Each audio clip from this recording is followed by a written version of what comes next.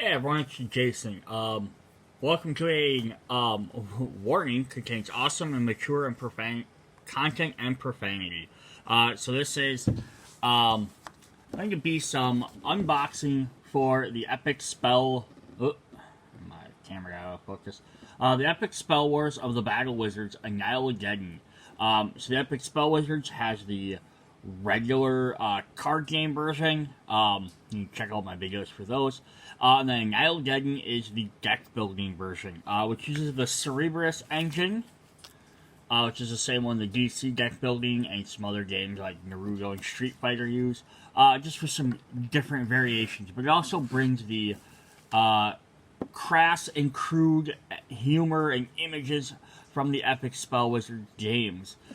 So like the little warning here says, this has some graphic images and suggestive themes. So if you do not want to see these, this is not safe for a workplace, not good for children. So this is your final warning on that. There's a warning at the beginning of the video before it even started. Warning here, me actually telling you this. So this is the last warning I have on that. Alright, then we're going to hop right into the rest of the content.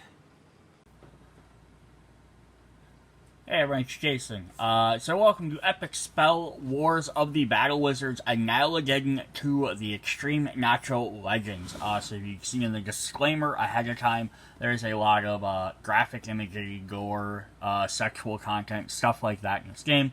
So this is your last warning. This game is metal and crazy as crap. Look at this just giant orange glowing box. So this is the sequel to the Annihilageddon game, which is the deck building version of the Epic Spell Wars Battle Wizards series. This is a complete standalone version, so you can play Annihilageddon 1 or 2 by themselves, or you can mix and match them. And there's also going to be there's going to be a third one coming out. There's an extra expansion, which is a Kickstarter one, which we'll do a video on as well. Now, there is a lot of content here, so this will be at least probably a two-parter video. And I will be showing off some promos that came with the Kickstarter. So just make sure I clarify them. But yeah, we're going to look at this box quick. So if you're not familiar with what a deck building game is, just a quick overview is everyone starts with the same basic hand, like simple cards, and then you buy more as you go on, making your deck bigger and different as you go along. And there's a lot of information on here. Yeah, so you make your deck bigger and better as you go along, change it so at the beginning of the game everyone starts the same. By the end of the game, everyone has very different stuff. This also adds in a battle mode. So it's a brawl type game for this type of deck building game by Cryptic Zoic here. They've done like the DC deck building games too. So Spell is a very similar format to that, but it has more of a fighting mechanic. Your characters all have health. You do damage to them. If they're defeated, you get a comeback. You're not out of the game. You gain tokens, kind of like affect being out of the game, and then you jump back in and you keep playing. End of the game, the more times you died, the less your points are, and then in the end of the game, you add up all your points. Let's add some other little extra things to the game as well. We'll take a look at those. We're just going to do a quick jaunt through the rulebook. Not going to be a full how to play. But we'll look at some of them. So we have our starter cards, which are yellow. You have other various cards that are legend types, which are extra hard to buy cards, which are super powerful. Wizards, creatures, spells, treasures, and locations make up the main deck. This is a card everyone draw from, as well as mayhem cards that just cause trouble. And then you get familiars that go with your main character. So the board kind of lays out like this. You have a main deck. You can buy all these cheap cards, shown by the cost down here. So 5, 1, 7, 6, 5. You buy them. They go to your discard pile. You reshuffle your deck when it runs out. You get those cards into your hand eventually. Up at the top is the legendary lineup pile, which are same type of cards, just a lot more expensive, a lot more powerful. The Wild Magic and Limp Wand cards we'll go over, but these are stacks that always stay out, so they're always available. And Dead Wizard tokens, which is said you get when you die. And then you'll get your overall, your big wizard, and we'll go through and look at all these different cards. Just showing here that they play these 4 cards. They have this visual, they play 4 glyphs, they get 4 power, they buy 1 card. Very easy. The game ends when there is not enough cards in either the main deck or the legendary deck. So if you empty either of those decks, you can end the game. Or the Dead Wizard token stack is empty, so too many people die. Then you add up all your victory points and see who's the winner. Other special things, each oversized character has a familiar, so they get a special card that only they can purchase. And then you also have attack and defense cards, which have little symbols on, which are really nice. Kind of talked about the legendary cards. Ongoing cards that stay out have nice little symbols. There are mayhem cards which come out, do stuff, go away. And I'll go through all these as I look through the cards. Dead Wizard tokens. So when your hit points go below 1, you die. Excess damage does nothing. But then you pick up these extra tokens. And they'll have various abilities. Some will be for the rest of the game. Some will happen later. Different things like that. There's a trophy. There's a dingler. Which we'll kind of look at those when we get to all of them. New mechanic is this Xtreme Nacho Chips, which is little tiny cardboard chips you get, which give you little bonuses. So what they do is they let you spend them as power towards legendaries. So you collect these chips, you can use them to buy legendary cards easier. Pay for special abilities on some of the legendary cards, or there's a special board that you can use to buy them. And then when they come out, every time one comes out, every card on the board that has one gets a token. So if they stay out there longer, you can build up more tokens. There's specific cards, and that's about it.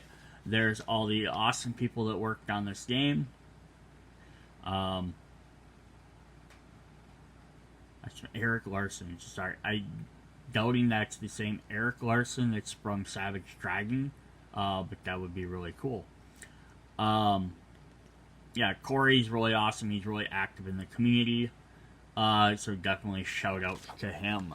And there's our basic rules. End of the game.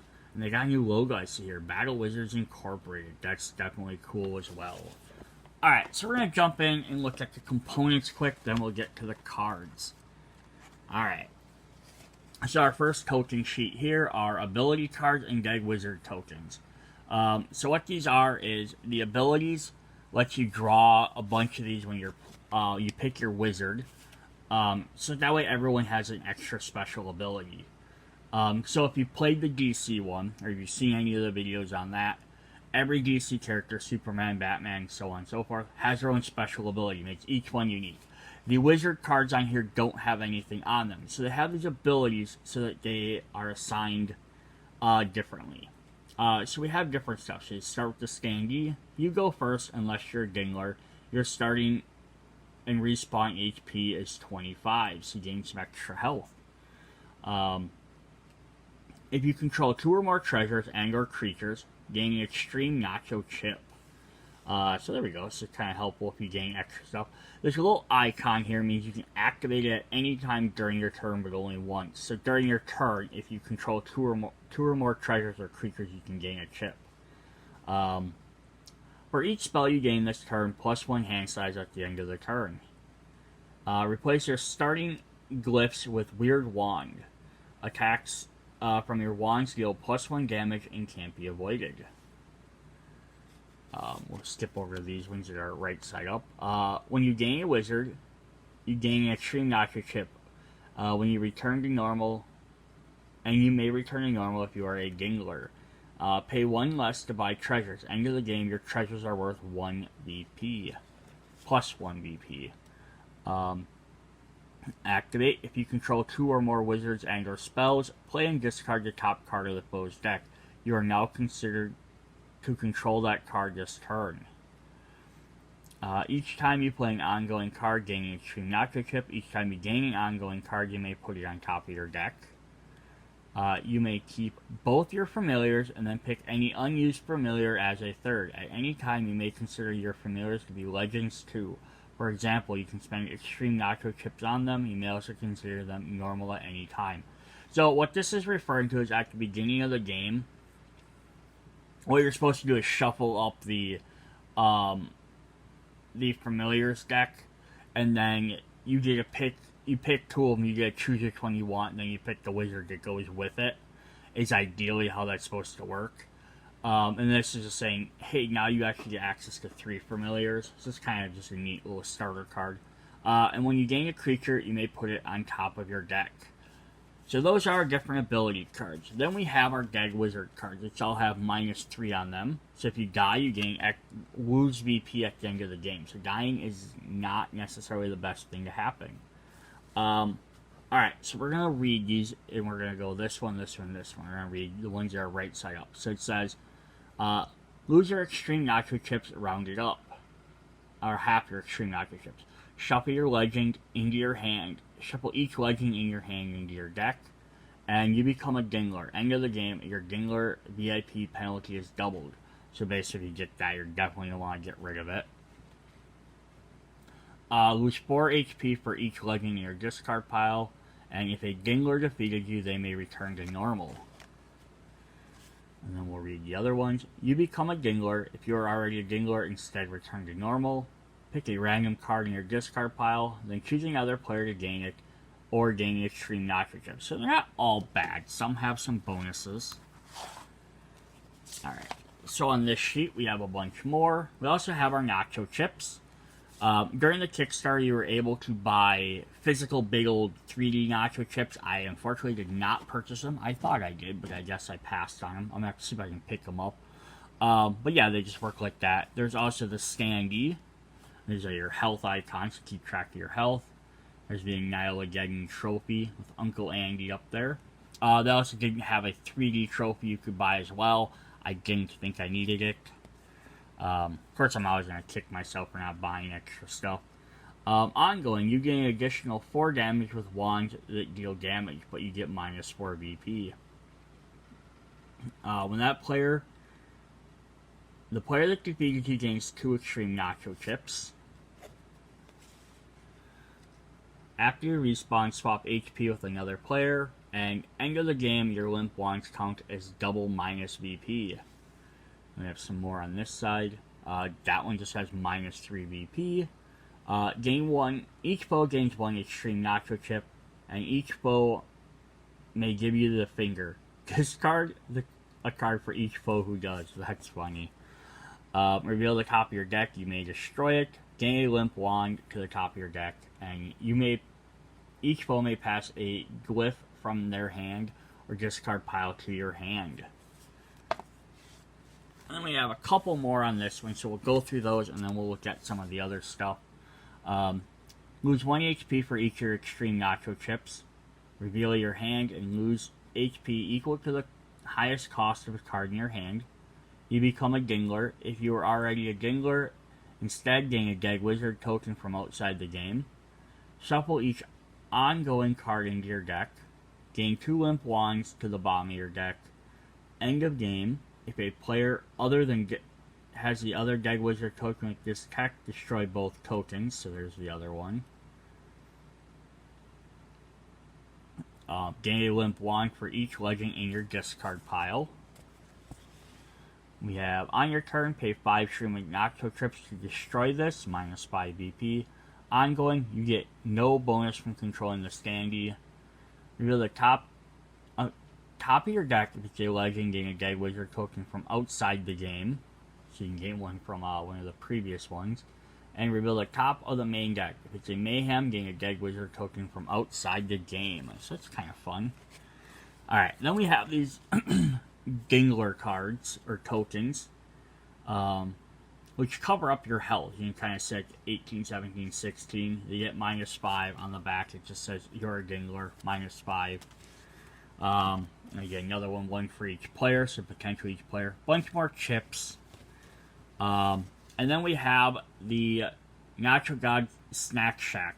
So anything on this is get anything on this mystery menu. Cost 3 Xtreme Nacho Chips. Reveal the top card of the main deck. If it's a Mayhem, you do an attack that deals 6 damage to all foes. Location. Gain the location and put it directly into play. Spell. Destroy a card in your hand or discard pile. Wizard. Heals 6 HP. Creature. Draw 2 cards. Treasure. Gain 6 Xtreme Nacho Chips. Anything not on this list taking extra turn. That's kind of fun. Different way to spend those. If you're mixing Annihilageddon sets, visit the Nacho Snack God Shack and use the special menu when using cards that include Xtreme Nacho Chips. So that's kind of fun. Alright, so before we get to any of the cards, the other thing we want to look at, we didn't look at the trophy yet, but I want to re-look at the Dingler. So he had some special effects on here. He says, you can only have one Dingler tile, never have more than 15 HP because it covers him up, gain a -5 VP penalty at the end of the game, if you have it at the end of the game. There's just specific things that affect you or can remove it. So it's very simple. Then the standee. When you kill a foe, you gain the Xtreme Nacho Legends trophy standee. Place it in front of yourself. You get to take advantage of the text on your turn after turn until someone wrestles it away from you. So someone has to kill you to get it. You do not get it if you kill yourself. No one gains it if a Mayhem or another card kills a player. If a foe plays in Mayhem, that affects the source of damage, they can earn the trophy from killing you.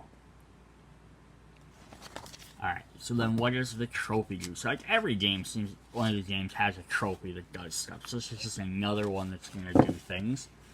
When you defeat a foe, gain the standee. At the end of your turn, gain an Xtreme Nacho Chip. Very simple. I like how so there's the front picture. There's like the cup, the Dorito, the cigarettes, all that. If you look on the back side, there's the nacho monster down there. I forgot what his name was. He is Token Sack, the weed smoking cheese demon. Alright, so that's all our tokens. Let's look at our basic cards, and then we'll look at all our wizards, because the basic cards will go pretty quick.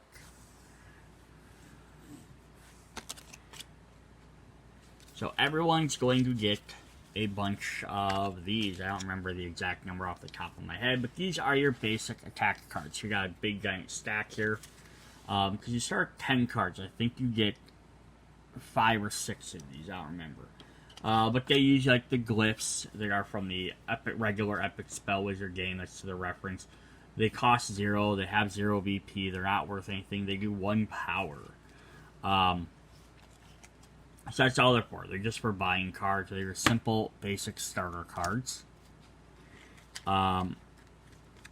Everyone is also going to get some of the fizzles, and there's a bunch of those. So the fizzles are just basically useless cards in your deck. They don't do anything. They don't gain you any power. They're just to trip you up, but that's why you have all these cards that let you destroy cards. These are the cards you want to get rid of first, because they don't do anything, and then you want to slowly start getting rid of your glyphs, since they, you'll get better cards, and then you can draw them more often. We also have access to, everyone will get 1 Ches Wand or Cheese Wand.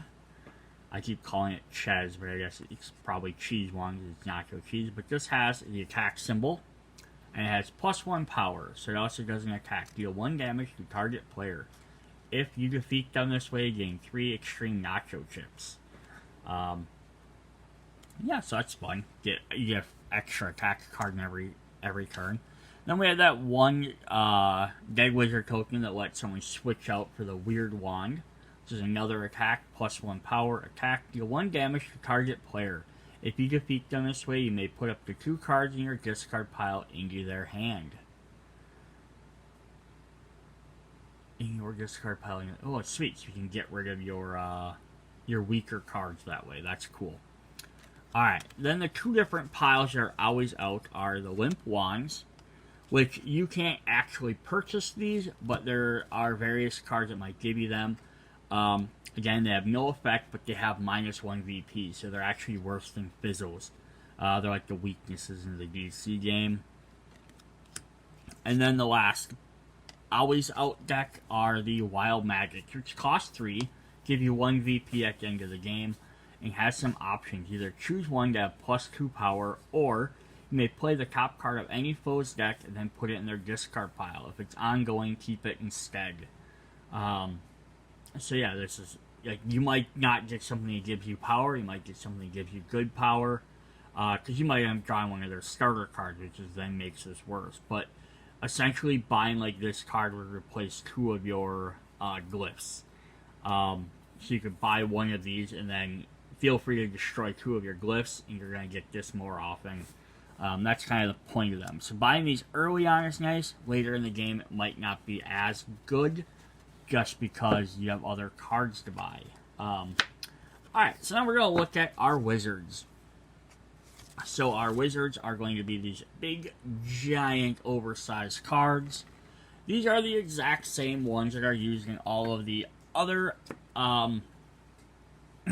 Epic Spell War of the Battle Wizards games. So they have the big character on the front, and then on the other side they have the health. So if you have any of the other characters, you could potentially use them in there and just mix different familiars if you really like one of the characters. Or all of these can be used in those games as well, since they don't have any special abilities on them. Which is why we had the ability tokens versus having abilities listed on the characters. So we're going to start off with Satano Crunch, the Serial Killer. Then every character in Annihilageddon gets a familiar. So we'll look at those guys right away with them. So it says on the bottom who they're specific to. They cost 6. I think they all cost 6. Yep, they all cost 6, and they all give 2 VP. At least in this set. So they start off to the side. Only you can buy them. Once you buy them, they go in their deck. Then they function like any other card. And they all have defenses. So this has +3. This is the Complete Breakfast. Which has... why is this? I'm going to zoom this back out a little bit and see if I can get this to focus a little bit better. There we go. So +3 power. Target foe discards a random card. And then defense. Discard this to avoid an attack and draw a card. If you do, deal 6 damage to the attacker. So that's definitely fun. Then we have Kill Gore Murderfest, the Death Dealer. And his familiar is Buzzy the Chainsaw. So +3 power, the next attack you play this turn can't be avoided. Defense, discard this to avoid an attack. If you do, draw a card and redirect the attack to the attacker. So I like that they all have a defense, but they're all different. So that kind of makes that fun too. We have La Biblioteca User. I probably said that wrong. The Librarian of the Dead. So like a little references there. Of course, Biblioteca is library.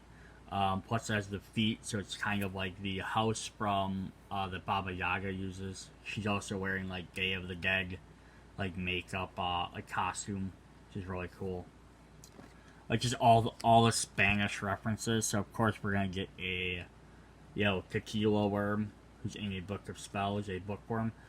Raymond Rot the Bookworm. So he has. You just don't want to focus for me. Draw a card, +1 power for each dead wizard token you control. Defense, discard this to avoid an attack and draw a card. If you do, you may exchange one of your dead wizard tokens with one of the attackers, resolving both tokens. Some plays around with using dead wizard tokens. It's kind of interesting. We have Kimono Star Pop Demon. Yeah, just very Japanese rock star.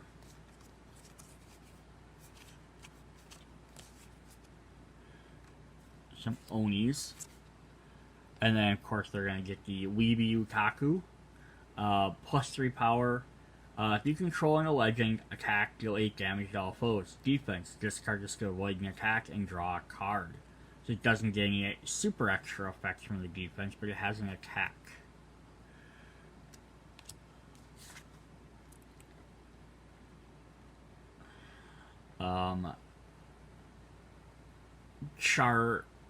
Charmangus Choo-Choo, the Extraplanar Express.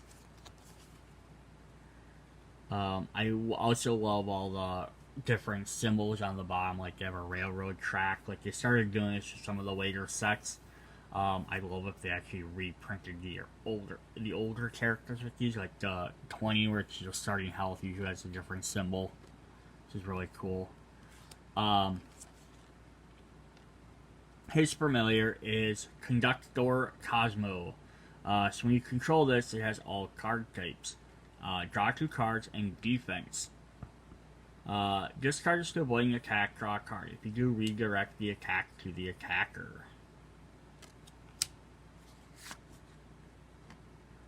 Wizard Man, the bearded badass, and Spellboy. Like a superhero version with a giant beard. And then we have Spellboy as his familiar. +3 power. Defense, discard this to avoid an attack. If you do, you may put each wand in your discard pile in your hand. You get a bunch of wands back. I mean, it might be weak cards, but you get to play them. Add up for later. We have previously seen character before. One of the regular cards. I think it was Annihilageddon 1. Damsel Distressa, the Helpless Princess. Oops, except now she's the Fuck You Princess. I love when they take these characters that were in other cards or older versions of them and make them into newer wizards. They've done that in the first game a couple of times. Makes me happy that they keep that up. Alright, so she has disposable suitors. +2 power and draw a card. Defense, reveal this and discard this. Reveal this and discard another random card in your hand to avoid an attack. She costs a little bit more to she just to reveal this and discard a different card. She doesn't have to discard this, she just to keep this to keep using, so it's kind of fun. Alright, got a couple more here. We got King Steve of the Rotten Wand. So this guy's, there's a bunch of women around him. Alright.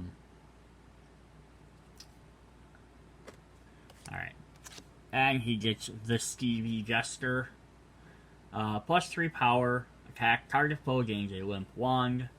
And defense, discard this to avoid an attack. If you do, draw a card and redirect the attack to the attacker. Alright, 2 more.